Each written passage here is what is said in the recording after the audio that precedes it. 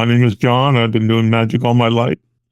But in 2002, I had a brain tumor, and when they cut out my brain tumor, they traumatized my facial nerve. That's the paralyzed face. But something happened to me on that operating room table. Now, I'm not sure what it was because, of course, I was unconscious. All I know is I recovered. I realized I had acquired some new skills. And then I would pause and wait for the audience to get on the edge of their chairs, wanting to know what possible skills I could have acquired by having brain surgery. And I would look to my right and my left, and I'd lean in and whisper in a loud voice, guys, I am able to visualize people's thoughts. Welcome to the podcast that guides men to demystify and develop their intuition. I'm your host, Doug Bites. Let's dig into the science and expand your horizons. My guest today is John Kippen, a professional magician, author and speaker, and a resilience coach. After being diagnosed with a brain tumor in 2002, John underwent surgery that left one side of his face permanently paralyzed, a challenge that led him to withdraw from life for many years. During that time, he rediscovered his love for magic and storytelling, gradually finding the courage to step back out and perform. What began as a way to cope became a powerful transformation. John realized that what made him different didn't define him. It became his greatest strength. Today, he's a recognized master magician, performing internationally, and a sought-after coach, helping others overcome adversity and reconnect with joy, purpose, and resilience. John, welcome to the podcast. Thank you, Doug. And you are now officially my PR person. Mate, I just adapted lots of information that you had, and I had a little chat with my mate, ChatGTP, and I just put I give it everything I got, and I said, condense it into a great intro. And yeah, I'm not much of an AI person, but it does help me put stuff together, and I go, yeah, I'd like to hear that if it was written about me. You pretty much told my entire story in 15 seconds. So. Yeah, condensed it down quite nicely. Yeah, because it didn't always put things nicely like that. I've had a few chats with it about, I think we need to get it. And it's smarter than I think. But I take no credit for that at all. Oh. So you've got a story of dark night of the soul, a normal average life, dark night of the soul coming out through the other end, which makes for the perfect Hollywood movie. Start to share with us where were you, what's happened, and where have you come to? I'll keep it brief. I was born in Los Angeles to two great parents, single child. I had everything I needed. They were upper middle class, sent me to the best schools, and I had a great relationship with them. And then I studied theater in both high school and college, and I was always a tinkerer. I was always a creative problem solver, so I got introduced to computers in the 70s and proceeded to seek out a computer consulting career, which served me very well. And everything was going great. Was in a relationship. And then in 2002, I was diagnosed with a golf ball-sized tumor, which was displacing my brainstem and causing me dizziness and hearing issues. I went and got an MRI, and it revealed the size of the tumor, and I was told that I would have surgery 4 days from that day. It would be a 14 to 16-hour surgery.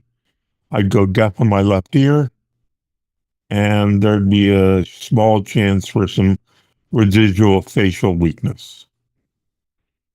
Had no time to really do anything but get my affairs in order, get one of my computer guys to agree to take over the company while I recuperated.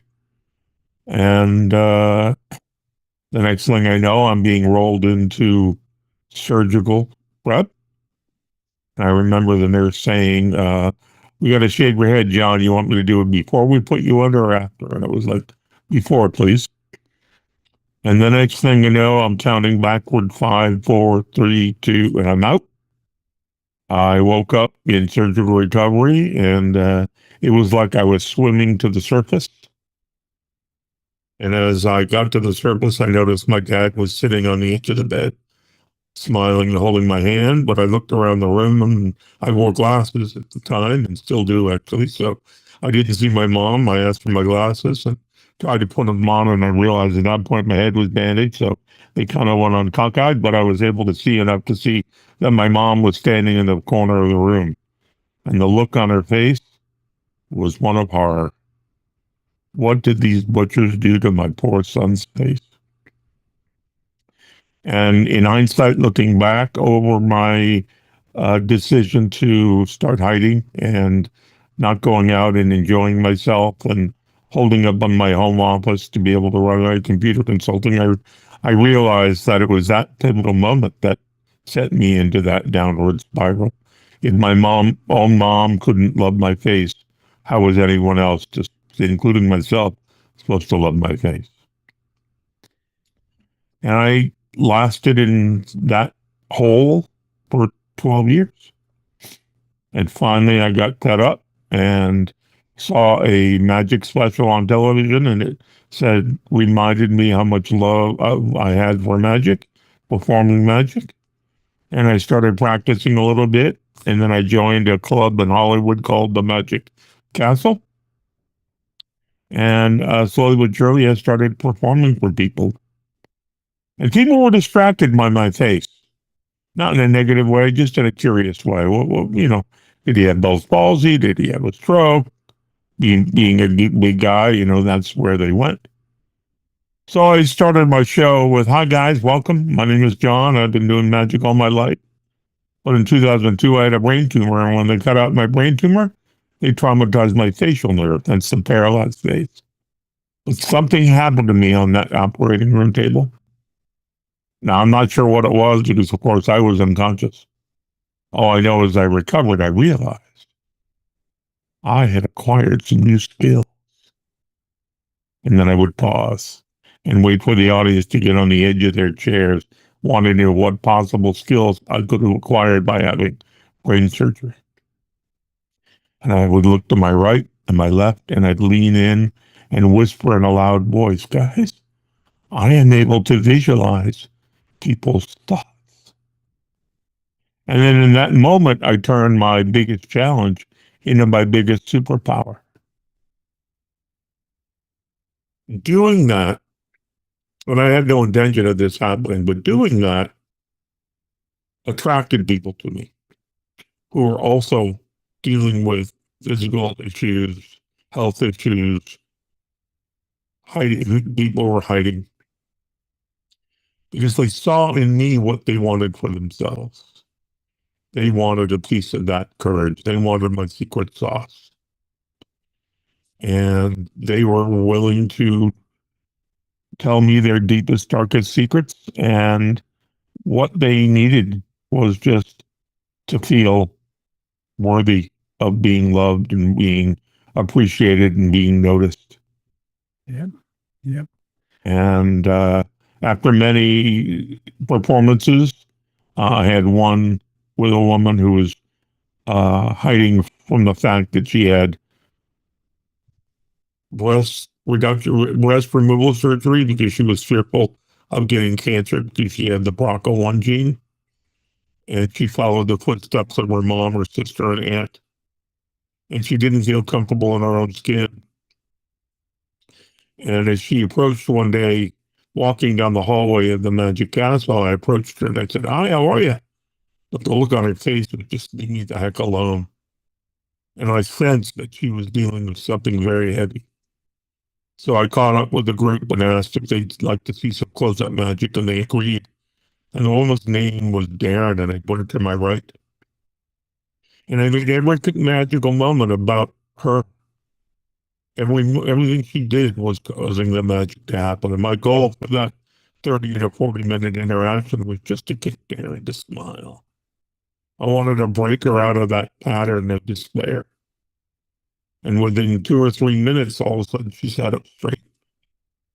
And she did this funny hat she was wearing, and she started to make eye contact, and I could see the glisten in her eye and the dancing of her eyes, because she was completely in the moment. And I could tell any baggage she brought with her that night was gone. And I finished my show, and they applauded. Normally, audiences get up and leave, but this group wanted more, so I shared the story about how I hid from 12 years when people, and it all changed August 3rd, 2017, when I went to my first magic convention. And I was amongst the greatest minds in magic. And I mustered the courage to have them take pictures of me. And I got home and I uploaded the photos to my computer, and it immediately dawned on me, if these great magicians that I look up to and these mentors had no trouble taking a picture with me, what was my problem? And that was the beginning of my healing moment. So I shared that story with the group, and Darren stood and she motioned for me to stand. And she gave me one of these bear hugs that you don't soon forget. It's like you haven't seen your sister in 20 years. And she was crying, and it seemed like an eternity, but it was probably only a minute. And she stood back and she looked up, and she told me the story about how she had gone through breast removal surgery. And that she didn't feel beautiful. She didn't feel worthy of being loved because of her surgery. And she said that she didn't want to be there that night at the castle. She would prefer to stay in her PJs and watch TV. And all of a sudden, I started performing magic, and all her troubles went away.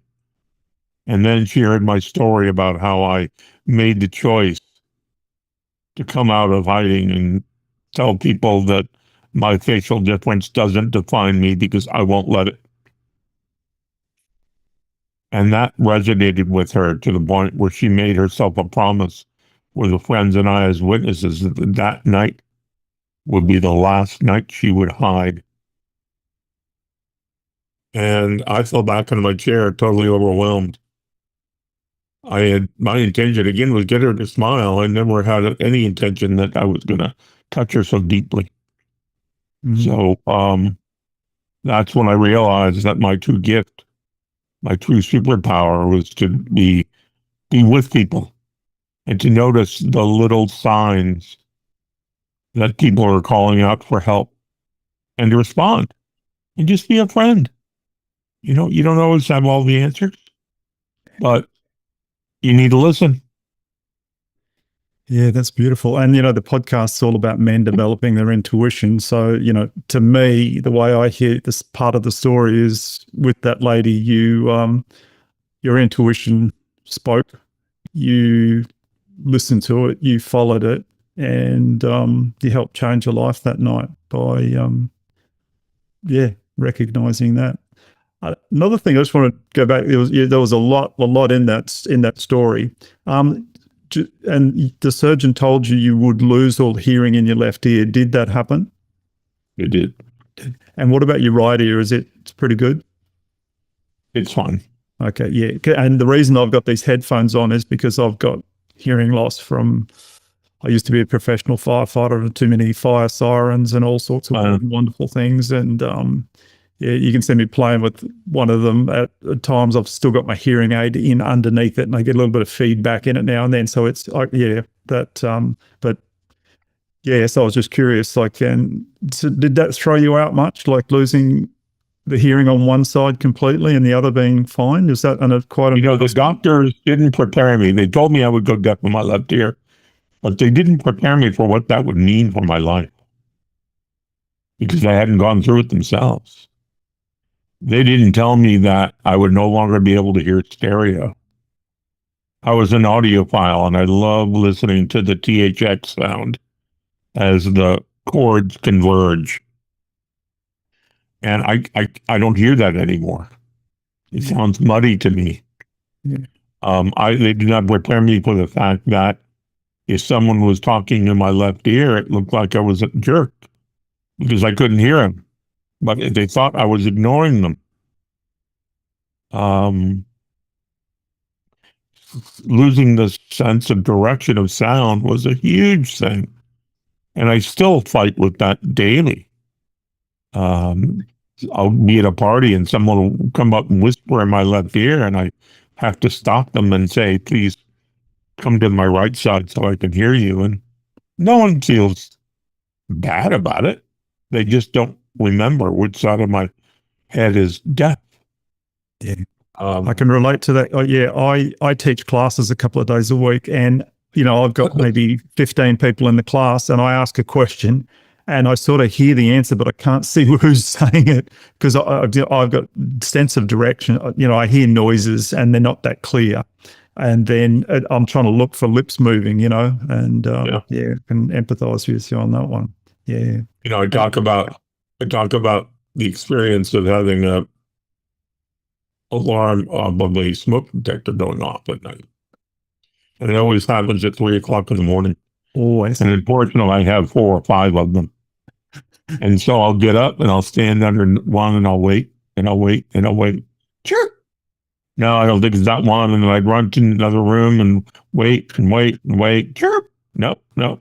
Because the chirp is designed to bounce off all the walls so that we can detect where it's coming from. So finally at 4 a.m., I call my neighbor and say, please come over and tell me which one it is so I can go back to sleep. Yeah, I'm glad you buy your smoke alarms from the same company we do. Yeah. And they adjust the times perfect. I think they send all the ones for the US for 3 p.m. in the afternoon to Australia and vice versa. They got, it's always 3 a.m. Yeah. If they could only just put a light on them, a low battery light on them. Yeah. Yeah, that would be, yeah. And we've got crazy laws in Australia now with smoke alarms, and we renovated our house a couple of years ago, and that meant we had to comply with the current law. So I've got 10 interconnected smoke alarms in the house. So if one goes off, they all go off. And great. Yeah. And the red light does come on to tell you which one were activated, but usually by the time you start walking around trying to find it, they turn off and you're like, Yeah. Anyway, yeah. Yeah, no, it is very challenging that. I get on a chair, excuse me, and get up there to listen for the chirp, get my ears right up close to it. So it's, the things we go through and like that other people don't realize. Yeah. You talked about intuition, and that's really your goal of the podcast. I mean, giving that a lot of thought, and my intuition came from my desire to help others through their journeys. And the more you do that, the more intuitive you become to the little signals that people give out, crying for help. And I just make myself a promise that I just see someone I know, or even if I just as an acquaintance on Facebook and they post something that's out of character on their wall, I don't just assume that they're having a bad day and move on. I stop what I'm doing and I call them and I say, hey, how you doing? I read what you wrote on your wall and I'm concerned. So how can I help? That's being compassionate for others is really the way to build that resilience and to build that tool. Absolutely. Yeah. And like you say, the more you follow that, the more it will develop. Because I don't expect anyone else to believe this, but I believe there's invisible benevolent forces out there that are constantly trying to get messages to us. And the reason those messages are trying to come through is to help us and to help us help others. So the more we, it's a use it or lose it sort of thing. The more you follow those little inklings of, there's just something about that person, or there's something about this situation that I need to follow through with, or just not let that thought go, like do something with it. And the more we strengthen that muscle, the more that those invisible benevolent forces see us acting on it, the more they'll send our way, because so they've got 1,000 people to look after and they're watching them all and only 3 of them are getting the messages. They're going to keep feeding that 3. It's like, okay, these 3 want to hear the messages. They're happy to help. We'll keep feeding them. We'll keep watching the others to see if they're listening. But Right. yeah. So it's not everybody out there. Everyone's getting the messages. Everyone's getting the intuition to help. And it's, for me, it's a superpower. It's extremely helpful for others and for yourself, for the situations we go through. It helps build your self-confidence when you realize you're impacting others' lives. Absolutely. It becomes a mission. Yeah. Well, many years ago, I heard the term, most men lead lives of quiet desperation. And I immediately thought of my father. And I started to realize through the years, if my father had followed his intuition more and just made one better decision every day, his self-esteem, he would have started drinking less alcohol, I'm sure, because he would have had less thoughts to dull. And that's what he was doing with the alcohol, was dulling the thoughts. And his self-esteem would have picked up, and his life would have been more enjoyable. And when his life was more enjoyable, I can tell you my life would have been more enjoyable. I can tell you a lot more enjoyable. Both of my parents were functional alcoholics. They could stop if they really had to. Yeah. But they enjoyed it too much to stop. But seeing their personalities shift when they were drunk or intoxicated, it's not a pretty picture.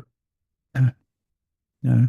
Yeah, I only had one parent doing it, but the other parent was then badgering.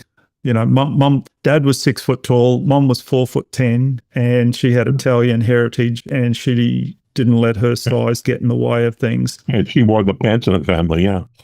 Dad would come home drunk, she'd be straight into him. And, where have you been? You've been down there spending all our money. I'll be just thinking, Mum, shut up. Because, and nothing ever got physical, but it was all emotional. It was tension constantly. And, following intuition. And Dad was intuitive. I remember when I was 8, we went fishing. He used to take me fishing when I was younger from the bank of the river. We would cast out, put bait on. Then one day when I was 8, he bought a boat. So we went up and down the river trolling with the line out while the boat was moving. And the tip of my rod kept moving. And I said, "No, Dad, I think I got a fish." And he goes, No, it's just because the boat's moving. The lures keeps pulling.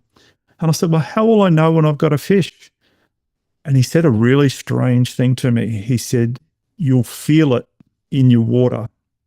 And I'm like, wow, okay, that's a bit out there. And if Dad was still alive, he'd be in his late 90s now. So he was born, nearly 100 years ago. And I've talked to a few people about that.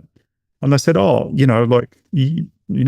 his kidneys and that sort of thing, he would have been physically feeling. And some people do feel physical sensations in different parts of their bodies.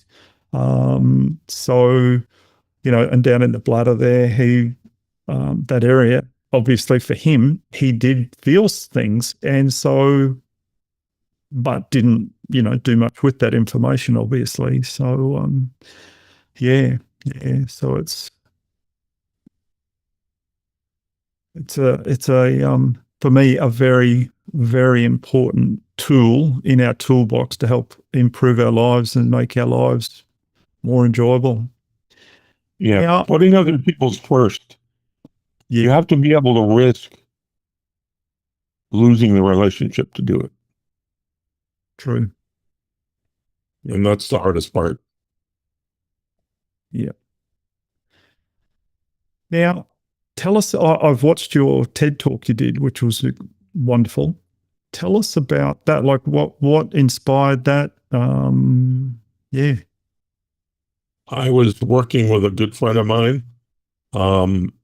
He was helping coach me on coming up with a new magic routine. And I wanted to be able to go and start performing for more, for pay. And I needed credibility. So I was talking to my friend David about the credibility factor, and he was like, "Do you ever think about doing a TED Talk?" And I scratched my head and I went, "TED Talk, huh? Yeah, sure, why not?" And he went and filled out 2 applications, one to UCLA, one to SDSU, both in Los Angeles. And never heard back from UCLA, but the SDSU organizer reached out to me a week later and said, "Let's have a chat." I had a chat and they said, "You're booked." And then I had to scramble to write a speech. And you got to memorize it too, don't you? You do have to memorize it. Yeah. It was only 12 minutes, so it wasn't horribly difficult, but I had some help. And I learned a valuable lesson on how to speak, for those who are fearful of getting on a stage and speaking, because I don't want to be judged. I don't want to have to find the way to get the audience's attention. I came up with an idea that worked perfectly. I went up to the presenter, the MC, just before they went out to introduce me, and I performed a quick magic trick for them. I changed Monopoly money into real money and back again. And then I let him go out on stage, and his excitement for what he just saw, his energy, as he told the story about the trick he'd just seen me perform, got warmed up the entire audience. So I walked out on stage, I was feeling everybody's attention, everybody's eyes on me, and everybody's desire to see me do well. And that got rid of any fears I had of being in front of 800 or 900 people. And for people men who would say, "Doug, intuition's for women, it's a lot of rubbish, just leave it with them," I would say, John just had an intuitive moment to come up with that idea, to do that, and it benefited you greatly. To me, the invisible benevolent forces drop that thought in your mind, like get the guy who's going to announce you and bring you on, show him your magic, literally, and away we go. So there's a superpower to come up with ideas like that. And I'm not taking away from the fact that you were clever enough to come up with that idea, but to me, it's just... Well, it was in the moment. It wasn't something I had planned. It was like, I wonder if he'd like to see a magic trick. And then to see the results of that. When I go on stage, I do the same thing to every presenter who's going to introduce me. And I get the same reaction. I get the undivided attention of everyone in the audience. So it became a great audience management tool. Yeah. So one intuitive moment has now just, probably been an advantage to you for years, for multiple situations. Yeah. So when you're doing the TED Talk, I've never done one, and I've talked to quite a lot of people who have done them. How were you feeling? Like, obviously you got, nervous jitters before you go, but while you were doing it, when it finished, what emotions were you feeling? Being a theater major and having theater experience, I got to the theater. Well, I talked to the presenter about coming to see the space a couple of weeks before the event, because I wanted to know where I was entering from, where I was exiting from, what the stage looked like, what the lighting looked like, what the sound was like. And the organizer was like, "Oh, no, John, don't worry about that. You'll be fine. No one else is asking that." And I said, "Well, I'm not everybody else. And I've been on a stage many times, and I know the more prepared you are with your environment, the more comfortable you appear to be, the more comfortable you are, and you're able to give a much better presentation."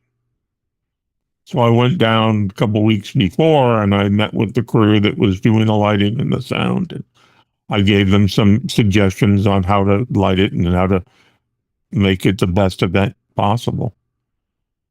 And the morning of the event, I got there extra early and walked into the stage, and it was at a college, so there was a college kid on a lift focusing some lights, and he was focusing them way too far upstage so that the light would bounce on the floor and splash up on this huge projection screen.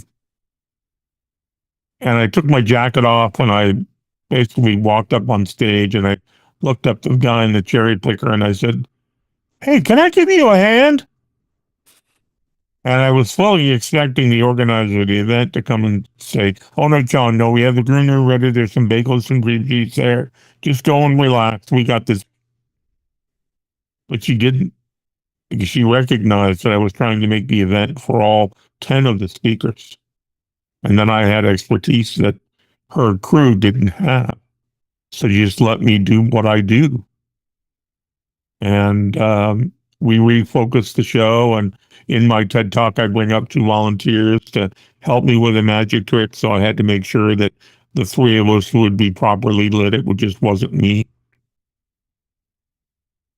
And I didn't really have a chance to get nervous because I was the first person. All of the other speakers, some with experience, some students, no one wanted to go first. And so the organizer said, "John, would you mind going first?" And the thoughts went through my head. There are going to be $800 or 900 people in this auditorium, and half hour into it, it's going to get freaking hot. So I would be glad to be the worst person to go first. And so I did, and everything is going well, and I got 3/4 way in my talk, and all of a sudden the front lights go up. The board operator being backstage hit the wrong button, and I was in darkness. And my initial reaction was, "Whoa!" And then that prompted the crew to bring the lights back up. And as the lights came back up, I went, "Magic." And the entire audience screamed laughter. And I finished the speech and walked off stage, and then the producer came up and said, "John, don't worry about it. We'll edit that part out." I said, "Edit it out? Don't you dare.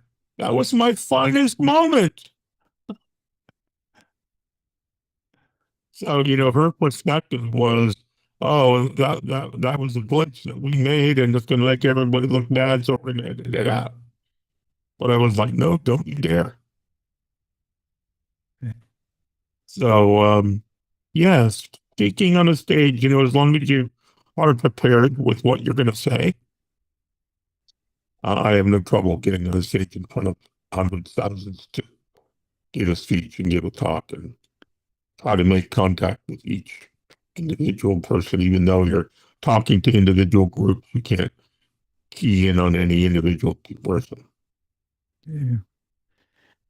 With your magic tricks, which I don't understand how you do them, and I've watched some of your videos and they're amazing.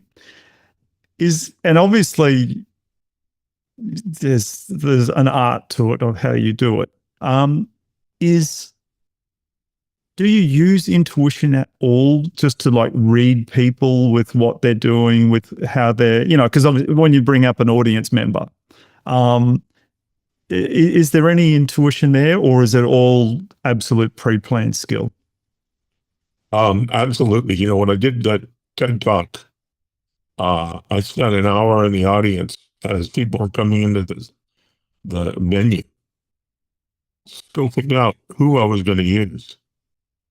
I didn't give them any hints to what the trick was going to be, but I wanted to get people who were going to be open to it and had animated reactions.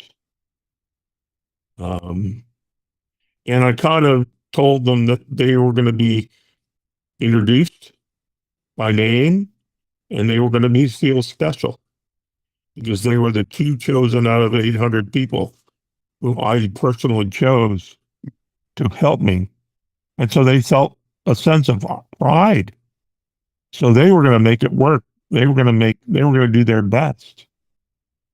You know, when I prefer to perform for a smaller group of people, 8, 10, 15 people. And the first thing I do is I learn everybody's name. Because the people's name is the one thing that people love to hear.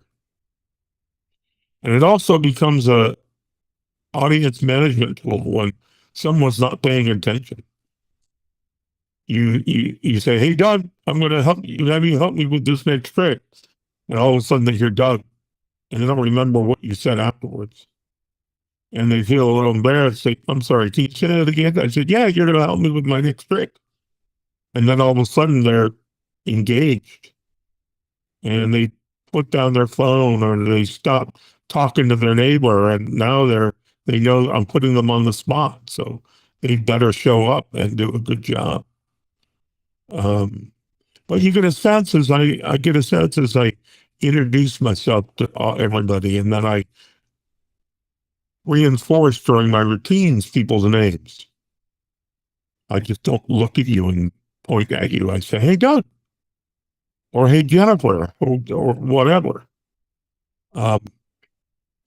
It gets them involved in the whole show, and it creates this rapport so that they're actually able to listen to my story. I'm a storyteller. You know, all my magic I do, and I wrap a personal story around it. That's my secret sauce. That's my secret of getting people, you know, I'll perform with a group of magicians, and I've had dozens of times of magicians have come to me afterward and said, how did you get the audience to fall in love with you? What's the secret?" And if I cared about the magician, I would say I fell in love with them first. I put them on a pedestal and made them feel special. And some magicians took that suggestion and incorporated it, and other ones didn't understand, and that's fine. But that's how I became so revered in the art of magic. You know, I lived my life, Doug, feeling it's better to ask for forgiveness and permission. And that's bitten me in the butt many times, I have to admit. But it's also given me my greatest experiences in my life. The Canadian talk show host or game show host, Alex Trebek, came out with his cancer diagnosis on national television in front of millions of people. And I listened to his pleas for prayers and positive thoughts from his fans. It really touched me. That took balls. That took strength. And it really spoke to me. So I decided to seek out his family, and I found his daughter, and I said, "Nikki, I know we don't know each other, but I need to perform magic for your dad." She was kind of caught off guard. She said, "What? Why?" And I said, "Well, I've dealt with people going through cancer, through other terminal diseases, and I've been able to bring them joy for an hour and give them the ability to forget about what they're going through, give them an escape. And that's my ultimate gift to give to others. And so I'm asking your permission, but I'm not going to take no for an answer. It's a moral imperative for me to help your dad because he's helped so many millions of people in the world with his strength and his knowledge and his compassion. And I know I'm talking to mostly a non-American audience, but I'm sure most of you know who Alex Trebek was. And if not, Google him. So I showed up at the venue for his 75th birthday party and put him next to me and started performing magic. And he was so smart. He wanted to know how these tricks are done. And so he was trying to catch me and trying to trip me up, and I was too prepared for that. But after the show, and if you go to johnkippen.com, you'll go to the magic section, you'll see 2 clips of me performing for Alex Trebek. And after the 40-minute show was done, he and I went into another room in the restaurant, and I shared with him that I had seeked him out because I was so touched by his plea for prayers and positive thoughts. And I knew that I had the ability to distract him from his going through cancer, at least for an hour or so. And that was the biggest gift I could give him. And I shared with him how important he was to me in my life. Having the TV on at 7:30 or 7 o'clock, listening to his voice, even if I'm not paying attention or getting any of the questions right. It was, he was one of those celebrities that were above reproach, who didn't make any mistakes, who lived his life with honor. And I said, I just want to say thank you. This is the way I do it. And he got emotional and he said, John, no one ever says thank you to me for my life's work. They take me for granted. And I nodded and I said, yeah, I assumed as much. But that was even more reason for me to come out and reach out to you and say thank you. And he embraced me, and it was just one of the most special moments of my life. So, it's just a lesson to your audience to be compassionate with people. Listen to them and support them through whatever they're going through. You may not have the answers. You may not, I could cure cancer, but I gave them entertainment. I gave them a way of putting things in perspective and giving them a little joy. And that's the biggest gift we can give our fellow person, a fellow man, is just a little one-on-one time, knowing that you care. Yeah, absolutely. That's beautiful. And with all these things you've done and learnt and that sort of thing, you've also put it all down in a book. Is it entitled "Playing the Hand You Dealt"? There it is. You were dealt. Yeah. Okay. And quite an appropriate title. And how long's that book been out? 2014. Right. So just over a year and a half. Yep. And to your listeners, I'm going to offer you a free downloadable copy of the book. Oh, awesome. So that Okay. you can download it, and I'll give you a URL at the end of the podcast. Mm-hmm. And I don't want the URL in the show notes because I really want people who are listening to this whole podcast to be rewarded with my free gift. So, okay. Excellent. All right. We'll sort that and then so people can, download it. Yeah. Excellent. Excellent. And what inspired you to write the book? And is it your life story or is it about a specific? It's my life story mixed with motivational sections. I call it pearls of wisdom throughout the book. QR codes that when you're reading the book, you either click or scan the QR code. It takes you to a private area of my website where you see me performing magic, where you see me telling stories, you see people who have supported me, celebrities who have supported me, talking about who I am and what I mean to them, and celebrating my journey. It's filled with, 50 or so quotes that I've collected over the years that mean something to me. And there's an appendix in the back of the book with all the quotes, so you don't have to thumb through the book to find the quotes. You can just go to the appendix, and they're all listed 1 through whatever. Moving into the new digital age, aren't we? You've got a hard copy book and you scan it and go to a video. Yeah. I'm dyslexic. I have been since I can remember. I was Well, I'm 60 now, so when I grew up and I was a kid, I was just called labeled learning disabled. They didn't have a word for dyslexia. But I knew that I just didn't read well because my brain transposed letters and words, which made the sentences unintelligible. And I would have to struggle to read the same line 3 or 4 times before I got it. And that made reading a chore. But I knew as a speaker and a coach, I needed to have something that told my story, that represented my creativity, my passions, and my experience through my life. And so I had a good friend help me edit the book. And I'd had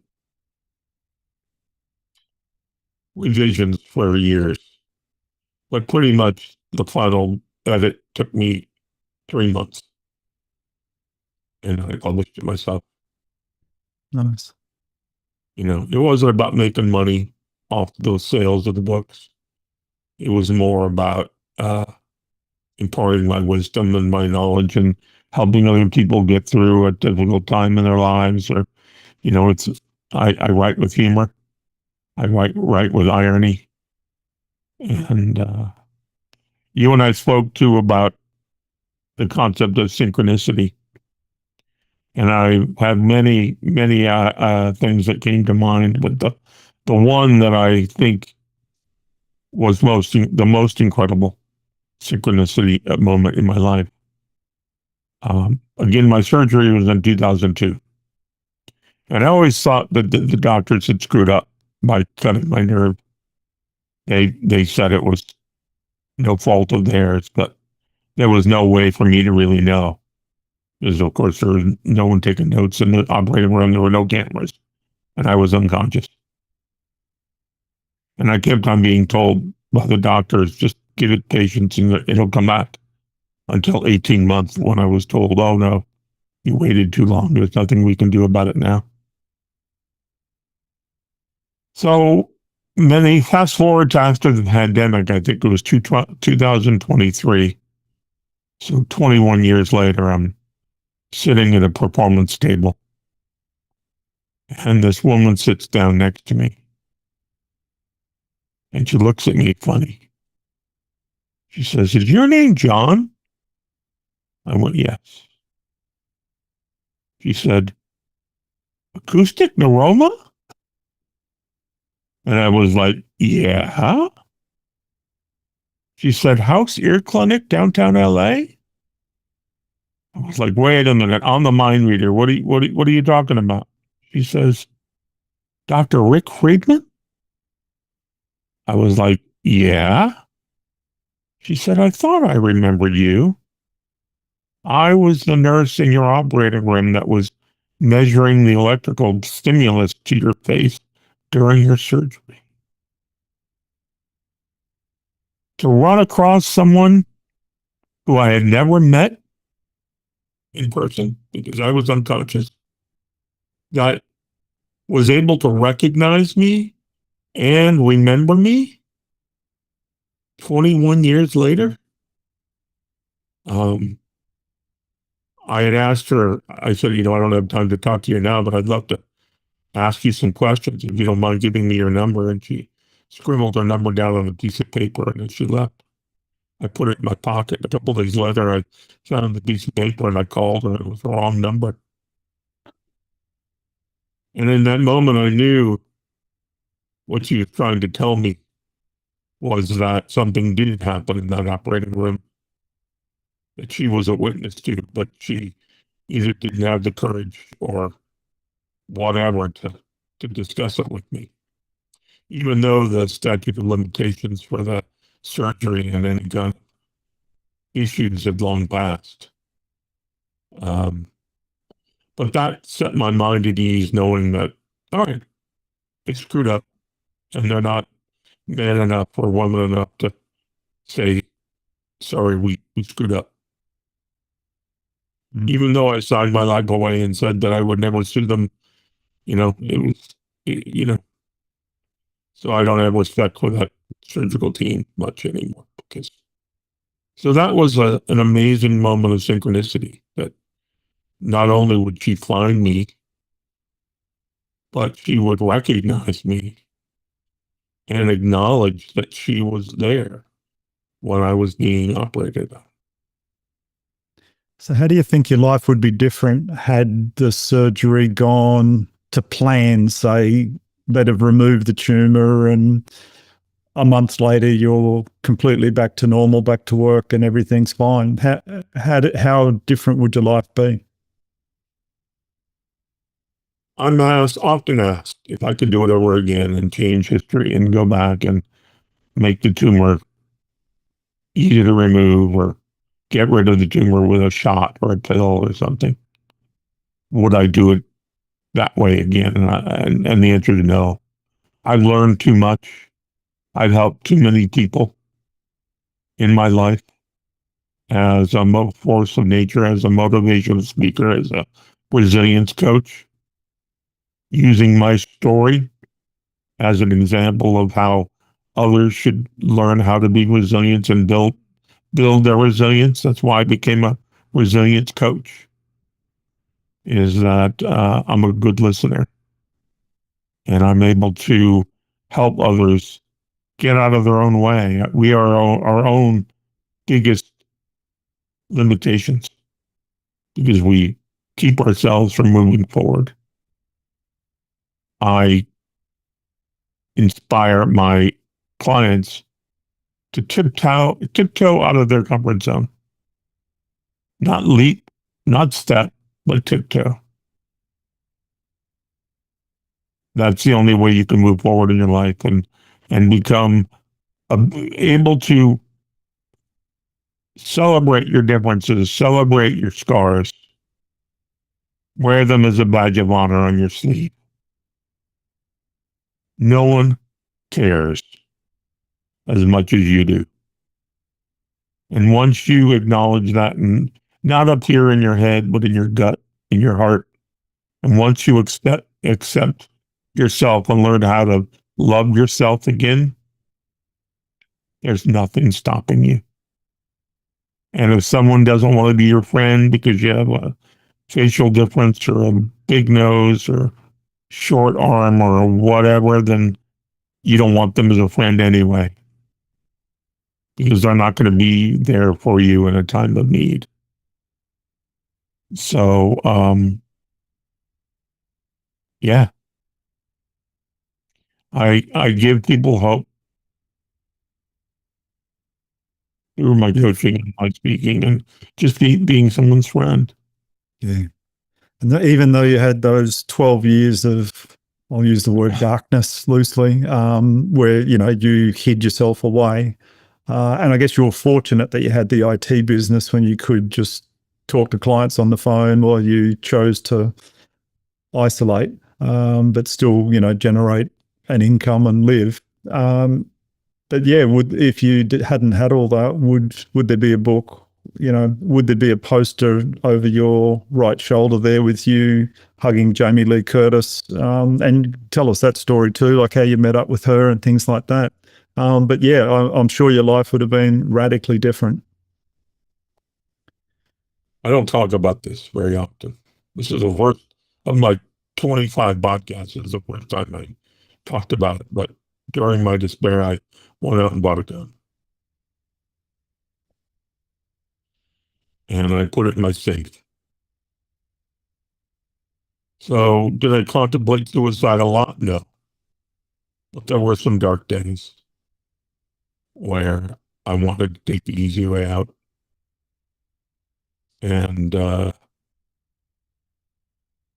I kept on remembering all of the people's lives that I touched and how important being around to help people was. And that kept the gun locked in a safe. But, I have good days and bad days like everybody else. Fortunately, the good days outweigh the bad days. I know there was a second part of your question. Oh, the poster with Jamie Lee Curtis on. Oh, right. So, as I lived in Los Angeles, I was introduced to a lot of celebrities who needed computer help. And Jamie's past assistant worked for another client of mine. She went to work with Jamie, and Jamie needed help with her computer. And so I was introduced, and I came over and sat with her. And the first time we met, we were sitting at a desk with her computer, and she kept on looking at her watch, kind of saying, "Come on, hurry up. I've got something to do." And I was like, "Jamie, we're doing a full software reinstall. It's going to take a little while." So at that point, we got to be, we started a conversation, and we got to be friendly. And I got to meet her husband, Christopher Guest, and I got to meet her two adopted kids. And all of a sudden, she saw the potential in me as I shared my story with her. And I think in some ways, she's my adopted mother. She really opened her heart to me. There were a couple times, when I contemplated going to a plastic surgeon and getting my face operated on to make it more symmetrical. I had gone by myself the first time, and I had a bad experience with the doctor, who I asked if he would, before surgery, bandage my face like it would be after I leave the surgery center. So because I'm claustrophobic, that I could know that I could tolerate the bandages. And he was like, "No, I can't do that." I said, "Well, no, I wasn't asking you to do it, but one of your staff, whoever's going to be bandaging me at the end of my surgery, can I meet with them? I'll even pay for the time so they can bandage me the way I'll be bandaged leaving the surgery center. So I know what to expect. I know how my brain works."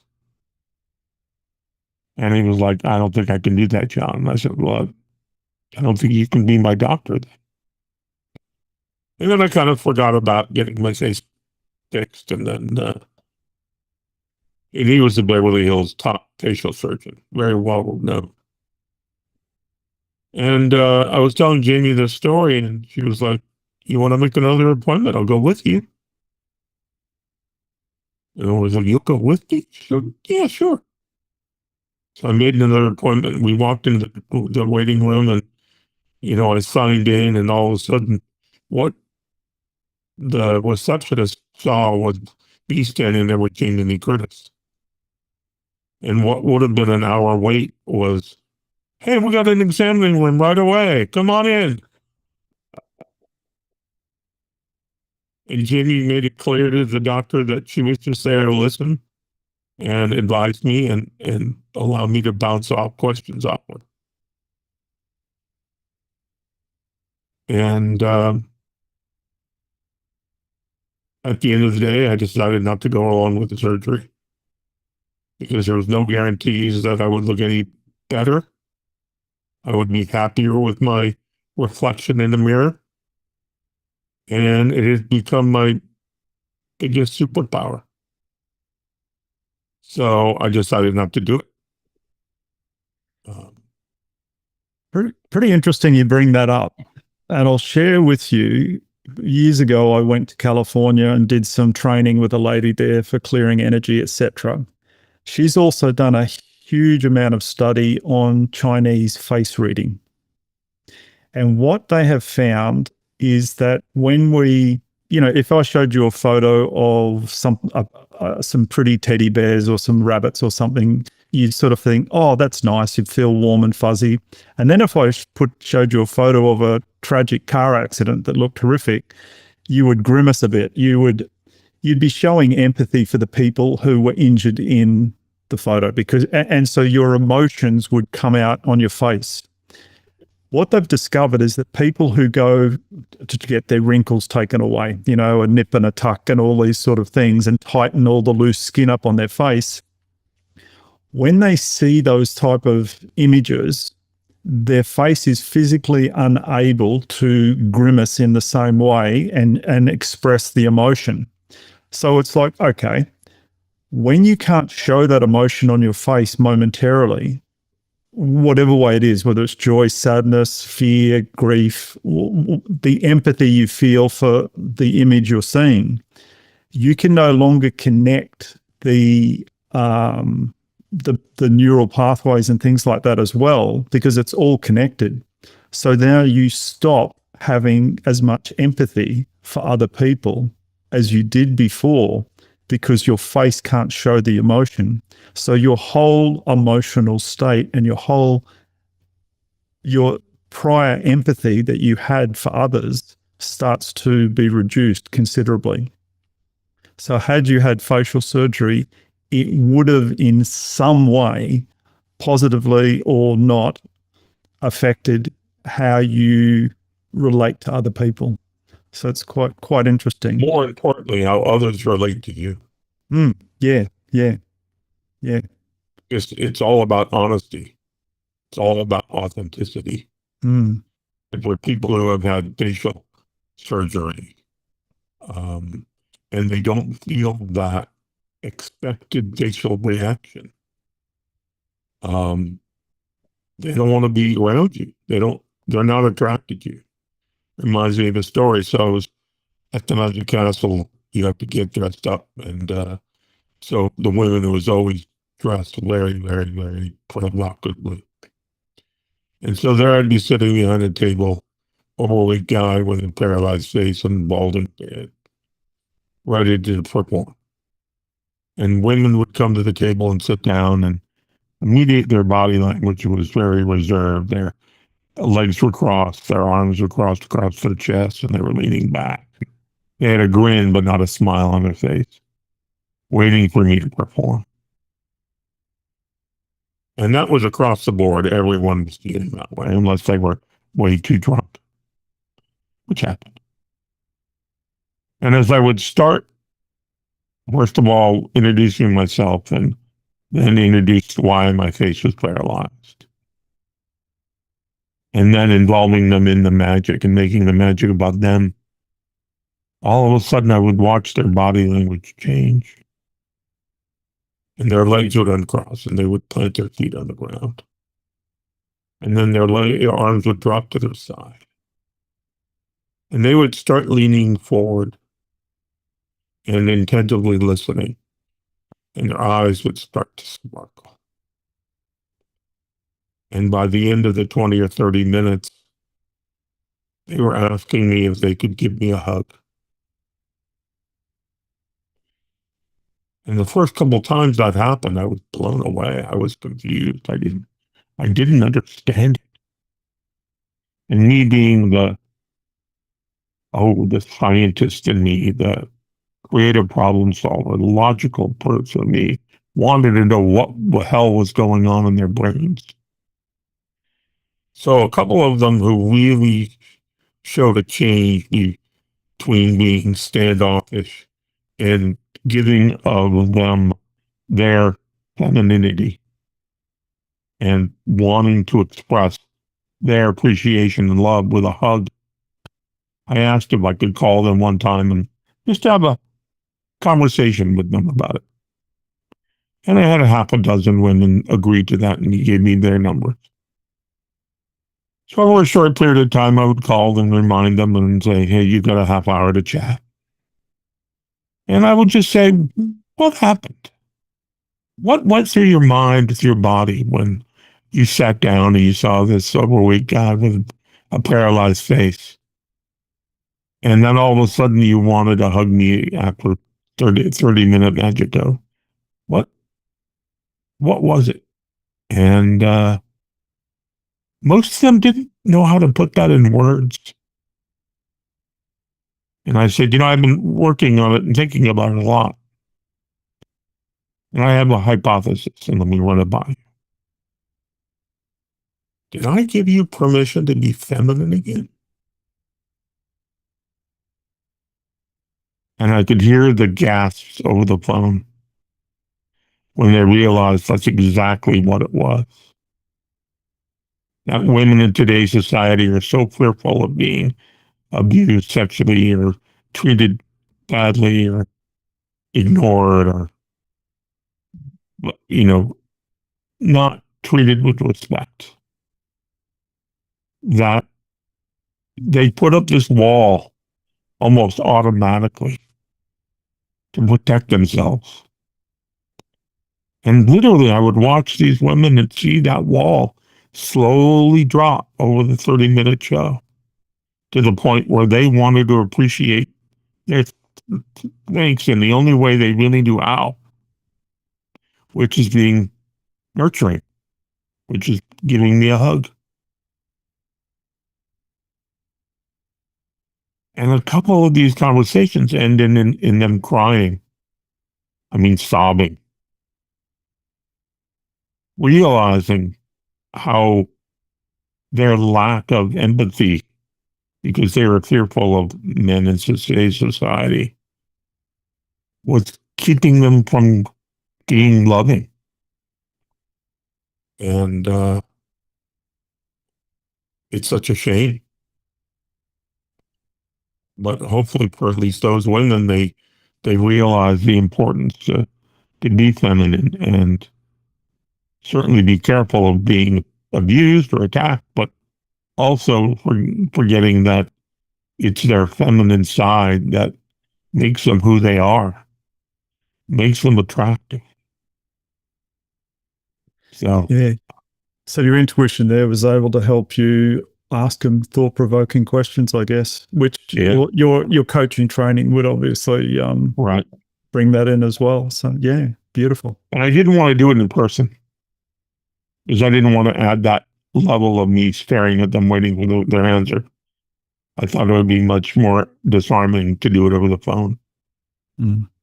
And that was a conscious choice. Yeah.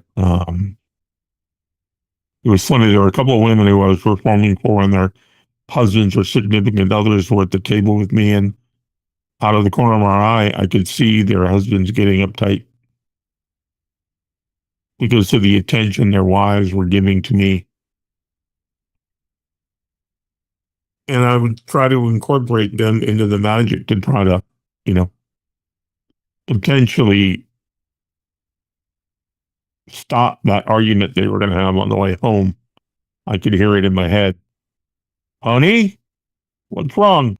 You love that magician more than you love me, or whatever. Well, you're paying so much attention to him and not me, And the women I did that for were like, I was oblivious to it. Was oblivious to how I was making my husband feel jealous by giving my undivided attention to you. And, they had to think about that. Yeah. And it's interesting you intuitively picked up on that and you knew on the way home, I've got to incorporate him in this, bring him in to diffuse his level of jealousness or whatever. Yeah. I've had a lot of practice. I've done 6,000 close-up shows. Wow. So I've had a lot of lifetime, a lot of practice in reading people and learning how to touch people on a subhuman level. Yeah. That's even a concept. Interesting. So with what we've talked about, is there anything, like I'll have your contact details and stuff in the show notes, is there anything that we haven't talked about that you'd really like to bring in? Or have we hit most of the high points? The two phrases that I came up with that I say to everyone I meet: being different is your superpower, and feed your heart with your art. When you incorporate what you're passionate about, what brings you joy in your everyday conversations with other people, people get that you're being authentic.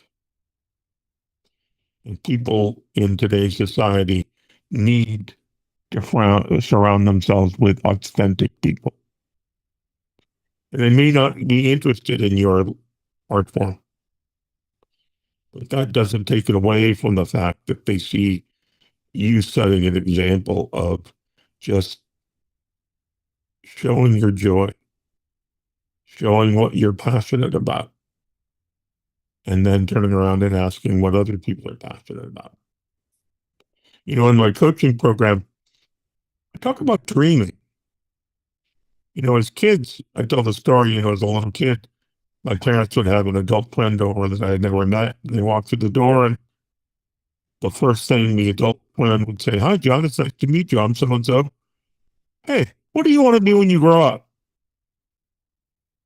And my answer was, "I want to be a fireman." "Oh, wait, I want to be a policeman." "No, no, wait, I want to be a rock star." And then I grab 2 rulers and start banging on stuff and go into my room and pretend I'm playing the drums and start playing air guitar. And I could be in that land of make-believe for hours, or at least until mom said dinner was ready. And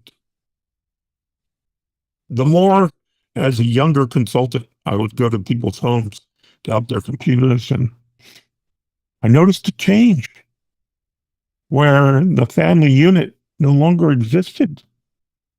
The parents were in the living room watching the news, reading the newspaper, reading magazines, doing work. And the kids are off on their computers and in their rooms in front of the computers. You know, when I was a kid, every Sunday was board game day. And as a family, we played board games. So I started to realize as we grow up, we start to get our belief systems from the people who raised us. And then they become our belief systems. And all of a sudden we go to school and we get a career and or job, and we spend 25 or 30 years in that job. And most of us are miserable. And we look back at our life and we say to ourselves, hey, I did everything I was supposed to do. I checked off all the boxes. Why am I so miserable? And the answer to me is simple. Because they were living someone else's dream. They were living their parents' dream, their sister's dream, their grandma's dream, their instructor's dream. But they weren't living their own dream. So I do a lot of exercises with my clients on dreaming to remove any kind of restriction, financial, emotional, whatever, family, and dream what you would like the rest of your life to look like. And let's work on achieving those goals. That's when I see the most transformation in my clients, is then when I give them permission to dream and make that conscious decision of what they want to do. Will make them happy? And sometimes it involves their family, and sometimes it doesn't involve their family. No judgments. I make no judgments. But it's a problem with our society. It's that adults stop dreaming. Yeah, I've got a 7-year-old grandson, and I know what you mean. He runs around; he's in a world of his own, and he thinks everyone else is in that world too. Yeah. So, it's amazing when we're children how it's so easy to just fantasize, visualize, and do it instead of conceptualizing. Yeah, Amazing. those are steps of my coaching program, definitely. Yeah. Get people to fantasize again, get people to visualize. Deprogram from all the programming we've had. Yeah, exactly. Yeah. And you'd understand that well, being an IT guy. Absolutely. Yeah. Awesome. Well, thank you very much for your time, John. It's been very enlightening. And it's great, I think, for men to hear your story going from your dark days, and particularly the bit you mentioned earlier about, locking that gun in the safe to just in case one day it got too much. I've got to say I'm glad you never took it out and used it. There's an awful lot of people in the world who you've touched who never ever realised you had that backup plan there.